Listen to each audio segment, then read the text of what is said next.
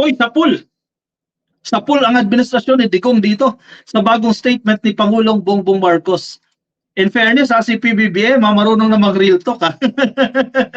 Natututo na rin mag-real talk si PBBM. Paano? Nung mabait sa inyo, inabuso nyo. Kung ano-anong birang ginawa ninyo kay PBBM, kung ano-anong fake news ang pinaggagawa nyo dyan. O ngayon, si PBBM medyo sumusundot-sundot na rin. Tama lang na sumundot-sundot siya. Kasi, grabe itong mga to abuso itong mga to O yan bago to, May 20, balita ng Manila Bulletin. Nothing was done on Yolanda rehab in past admins. Sabi ni Pangulong Bongbong Marcos. Uy, sa pool, hindi lang si Digong. Huwag kayo mag-alala, hindi lang si Digong ang tinutukoy niya dito. Plural yan, past administrations. Admin ni Pinoy, admin ni Digong. Kaya huwag kayo mag-alala mga DDS, hindi lang kayo. Diba? Hindi lang kayo yung tinutukoy ni PBBM dyan. Past admins, kayo naman, kala nyo, kayo na naman lagi. Sa pool lang kayo dyan. Nothing was done. Naku po, in fairness kay PBBM sumisiko sumusunod Nothing was done in the previous administrations in terms of efforts to rehabilitate areas hit by Super Typhoon Yolanda 11 years ago, President Marcos said. Ayan Siyempre, yung panahon ni Digong, dapat dyan na yan nagre-recover. Kasi panahon ni Pinoy, medyo bago-bago lang yan, medyo fresh pa lang yan Nasa planning. Nasa planning stage pa lang yan panahon ni Pinoy Kay Digong kumbaga nakabuelo-buelo ka rin dyan. Pero siyempre, idadahilan nila yan kasi tinamad kami. Hindi, joke lang. Ang dahilan nila kasi tinamaan ng COVID. Ayun naman pala kasi. Ano taong tumama yung COVID? 2020, 2021, 2022. So, ayun, dahil may COVID. Ako, yan, lusot na naman kayo dyan sa palusot ninyo dyan. Ano nangyari? 2017, 2018, 2019. Ano nangyari? Ay, nako, sa pool. Ang mga dapat masa pool. In an interview in Tacloban City, Monday, May 20, Marcos said the heavily hit areas like Tacloban have yet to fully recover from devastating typhoon in 2013. He said the recovery only started 2 years ago. Ibig sabihin, panahon niya lang nag-start ang recovery. Even up to now, some of the governors, I was talking to them, some of the other officials, hindi talaga pa tayo nakaka-fully recover.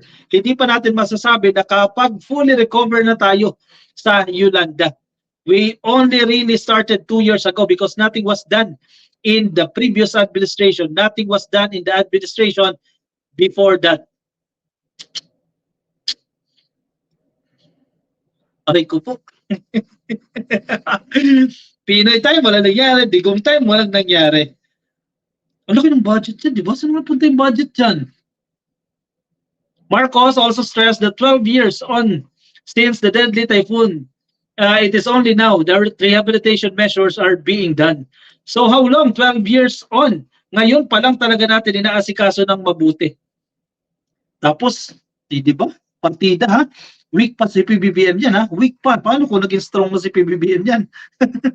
But the plan is there. The funding will be available whenever the schedule requires it. So yes, that's what we are doing. Okay, thank you. Mag-thank you naman kayo dyan sa administrasyon na ito. Dahil mapabilis na yan. Tinulugan yan sa mahabang panahon. Tinulugan. May kumita na naman. May kumita na naman dyan sa kalokohan ninyo. Sa rehabilitation na yan. Dahil pondo sa napunta yung pondo na yan. Naku po, marami na naman ang magagalit yan. Marami na namang tatamaan sa statement na ito ni PBBM. Kazuni, thank you sa iyong super sticker. May mga nasa pool na naman dyan Ang hina nga ng pukpuk ni Bato Sabi ni Marlene Pasaron. Iba naman kasi natupag ni Digong ang humimod sa puwet ni Xi Jinping na minamahal niyang China. Ginamit lang ni Digong ang bansa para traidorin ang bansa, sabi ni Galito Gervasio. Mabuhay ka PBBM, God bless Philippines, sabi ni Machiko. Alex Gianan, hindi masikmura ni Zubiri ang gusto mangyari ng administrasyon ni Bangag. Hina naman ng kukote mo. Seryoso ka ba, Alex Gianan? Kung hindi niya masikmura, kundi ka ba namang Bakit bitter siya? Kung hindi niya masikmura, dapat nga masaya pa siyang i-exit eh. Dahil wala na yung hindi niya masikmura. Gets mo ba yun, Alex? Eh di sana hindi na siya bitter kasi finally aalis na siya doon sa hindi niya masikmura. Di ba freedom yun para sa kanya? Eh bakit bitter siya? Bakit masama ang loob niya? Ano nangyari? Consistency ba? Yan lang yun eh, consistency. Meron namang nangyari, 51 billion kay Pulong, 125 million kay Sara Mau. Iba na yan, Mau Sandro Valdez, Pinoy time. At saka Digong time dito kay PBBM dito. Ito, bago na yan. Meron naman, not like now. Charilyn Tada, ang daming donations dyan, bilyones. Saan napunta? Nabigay nga kami dyan eh. Tinanggal namin sa sarili ang pera, ipinamigay. Nasaan na? Marami nagkapera dyan. Sigurado marami nagkapera dyan. Daming tulog na dutae, sabi ni Iliana. Mayug ba? Baka gano'n na nga. Bulag pa rin hanggang ngayon. Tapos sasabihin, kami ang bulag. Mga bayaran. Mga linyahan nyo. Kami bayaran. Basta nagtanggol sa gobyerno. Bayaran. Summer Weng Fernandez. Thank you sa iyong pastor. Summer Weng Fernandez nasa Facebook. Puro na lang bangag tong mga DDS na to. Exactly. Malaki ibang argument. Ulit-ulit lang kayo dyan. Night Vader. Yan ang super sticker. Thank you, ma'am. Evangeline Baruela. Yung mga bashers mo, followers ni Badong Aratilis. Evangeline Baruela. Talaga, ma'am? Nakikinig ka rin kay Badong Aratilis, no? Feeling ko ka-copy. Ma'am Josefa Oliva Lopez, shoutout po sa inyo. Fake thoughts daw, sabi ni Evangeline Denila. Saan yan, no? Lahat ng isinisisi kay PBBM, dami mga hunghang. Di nakikita ang mga ginagawa ng admin. Mga bulag yung mga yan eh. Paano? Ang weak leader, in-underestimate nila si PBBM. Weak daw si PBBM. O ngayon, sino ang kinakarma? Sino ngayon ang weak?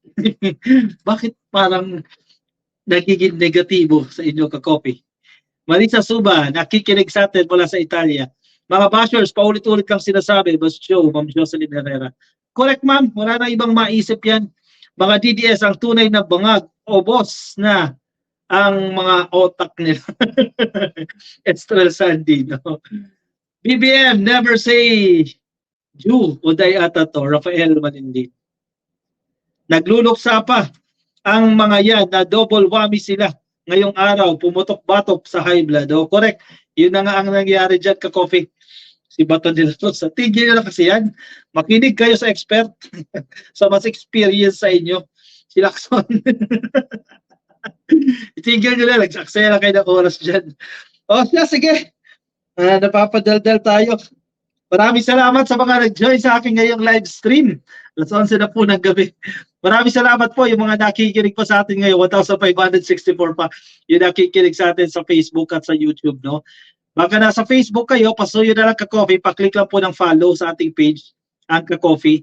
At kung nasa YouTube naman kayo, pasuyo na lang po ha, i-click lang po ang subscribe at i-like lang po yung video na yan para sa ating attendance check. I love very much Marcos, sabi ni Rafael Malinlin. Alberto Garcia, shoutout po sa inyo. Ma'am Nilda Calves, thank you po. Alright, maraming salamat ka-coffee sa sumama sa akin. Tikboy, late na si Tikboy. Okay lang po. Sige na. Paalam sa inyo ka-coffee. Ingat po kayo ha. Nasaan na po kayo, nasaan man po kayo ngayon. Bago mag-end yan, i-like mo na natin yung video na yan. Paalala ni Ma'am Cheche Borache 2.0. Ganda ng pangalan ni Ma'am. No? I-like lang ka-coffee ang video na yan. Madali lang, i-like lang yan. Pati yung mga bitter na nakikinig pa ngayon. Yung mga masama ang loob ngayon.